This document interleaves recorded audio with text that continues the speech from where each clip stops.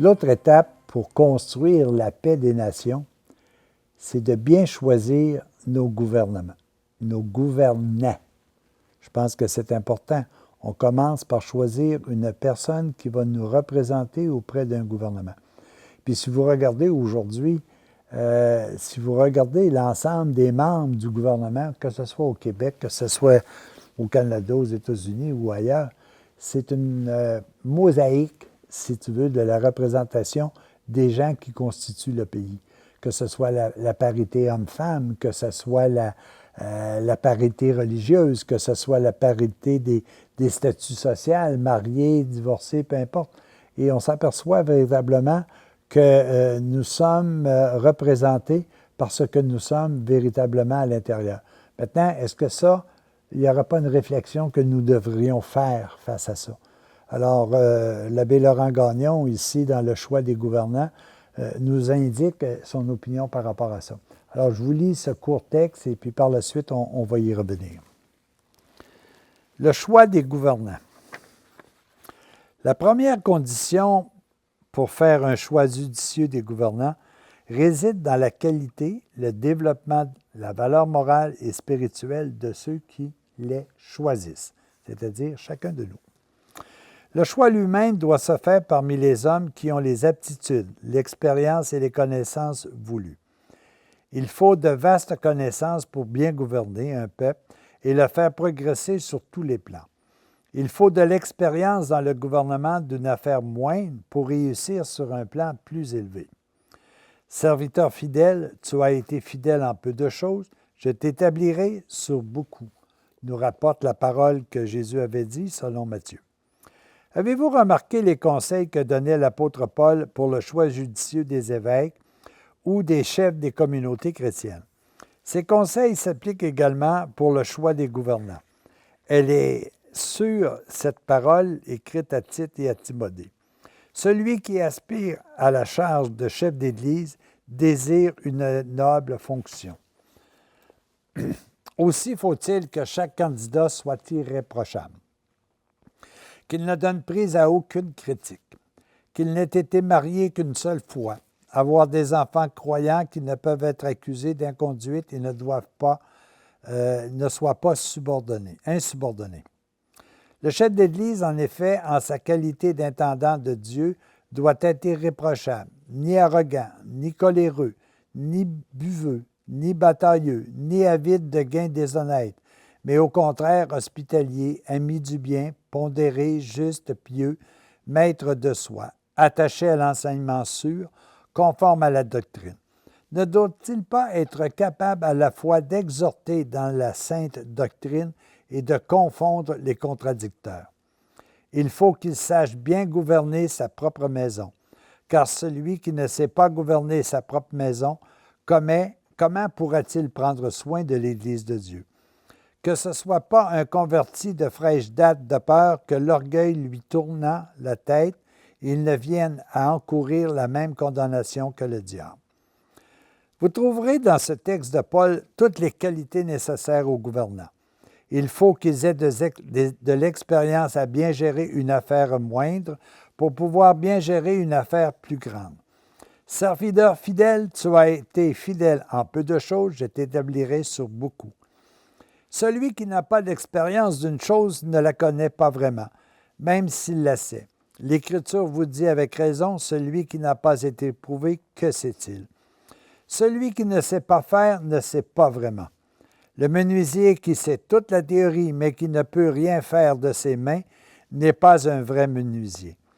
Le gouvernant qui n'a pas su gérer une affaire moindre dans la société ne peut être un bon gouvernant, même s'il connaît toutes les théories sociales qui régissent la bonne marche des nations. Il faut que le gouvernant ait de vastes connaissances pour bien gouverner un peuple. Il faut également qu'il mette à sa disposition les connaissances et l'expérience qu'il lui-même. Ces connaissances sur un autre plan correspondent à celles que l'évêque doit avoir pour enseigner la sainte doctrine avec compétence et être capable de confondre les contradicteurs. L'expérience n'est pas le fait des jeunes. Il faut avoir acquis une expérience réelle avant d'accéder au poste de gouvernant. De même que l'évêque ne doit pas être un converti de fraîche date pour que l'orgueil ne lui tourne pas à la tête, ainsi le candidat ne doit pas être un converti de fraîche date à l'idée de servir ses frères et la société. Celui qui n'a pas l'expérience du service des autres ne sait pas vraiment servir.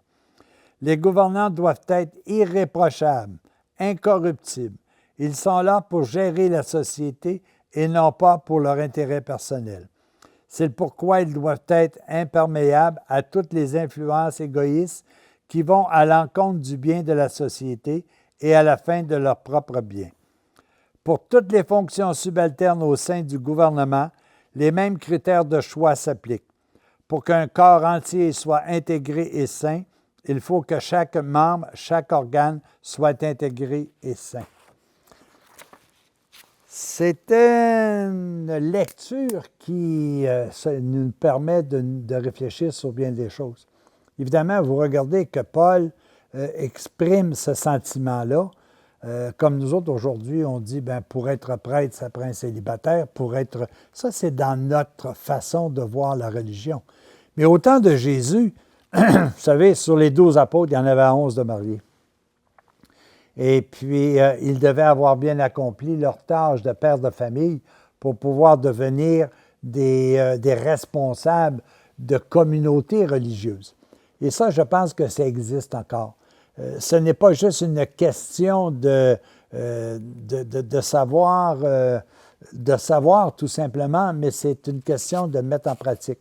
Ce qui me vient à l'esprit, puis je vous le mentionne quelque peu, c'est qu'il y a peut-être quelques générations, les prêtres demandaient bien souvent aux parents d'avoir le plus d'enfants possible, puis bon, etc. Mais quelles étaient leurs expériences d'avoir plus d'enfants possible, eux qui vivaient toujours au niveau d'un certain célibat, tel que nous le demandaient, semblerait-il, pour avoir plus de liberté d'action auprès de ceux et celles qui les entourent. Alors évidemment, ça a eu un fait de rupture autour de tous ceux qui attendaient ce message, puis qui disaient « Qui est-il pour pouvoir nous donner ces recommandations? » Alors c'est un peu dans ce sens-là que nous sommes aujourd'hui embourbés. Nous exigeons de nos gouvernements des choses que nous ne faisons même pas. Nous exigeons des gouvernements de recevoir des argents alors que bien des fois, nous ne travaillons même pas pour pouvoir aider. Et un travail, bien souvent, n'est pas nécessairement celui qui doit être rémunérateur, c'est peut-être celui d'aider ceux qui nous entourent aussi. C'est travailler peut-être de façon bénévole, mais c'est d'être un participant à notre société. C'est ce que nous avons oublié. Bien souvent, nous élisons des gens sur les promesses et non pas sur les expériences de vie, de telle sorte que nous pouvons nous rendre avec quelqu'un qui est très populaire par des actes qui ne sont pas des actes de gouvernance comme gouvernement, comme gouvernant. Et ça devient plutôt difficile. On demande je donne des exemples, on demande à des médecins de gouverner des églises. Est-ce qu'ils ont les capacités de gouverner ou est-ce qu'ils ont la science de la médecine? Et dans bien des cas, c'est comme ça pour l'ensemble des autorités. Si nous voulons demander à des administrateurs d'administrer nos biens, nous nous fions à celui qui a de l'expérience dans l'administration des biens. Mais quand nous demandons à des gens d'administrer une société, notre société, est-ce que nous vérifions bien si ces gens-là ont eu la capacité d'adéquatement gérer leur société? C'est tout un défi. Puis je vous dis, ce paragraphe-là est à lire et à relire de façon constante, afin que nous soyons, nous, des agents qui vont permettre de mettre des gens aux bons endroits pour que l'on puisse être véritablement gouverné. À tous et à chacun, réfléchissons sur comment nous allons élire nos gouvernements, mais sachons surtout que nos gouvernements sont à l'image de notre société, qui, elle, est à l'image de tous les individus qui la composent. À tous et à chacun, bonne période d'élection.